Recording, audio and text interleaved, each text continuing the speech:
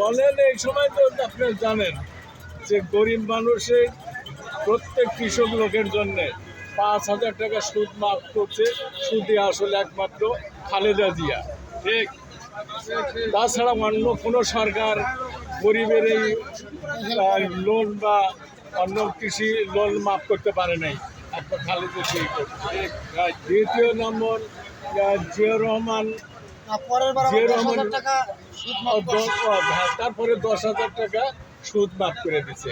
এটা খালেদা জিয়া করছে, এ পর্যন্ত অন্য কোনো সরকার পায়নি। দ্বিতীয়ত জিয়াউর রহমান ক্ষমতায় আসার পরে এর আগে যারা ছিল দেখা গেছে গ্রাম অঞ্চলে লক্ষ লক্ষ বিঘা জমি অতীত করে থাকছে।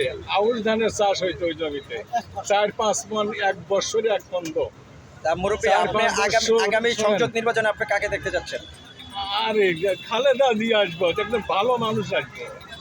খালেদা জিয়ার কোনো দোষ আছে? যার গাড়ি নাই, বাড়ি নাই, ঢাকা শহর তার নিজের বাড়ি বগুড়ায়, সাধারণ ওর দাদা বাপ যেটা করে দিয়ে গেছিল আর দাদার শ্বশুর ওই এই ঘরই ঘুরে গেছে।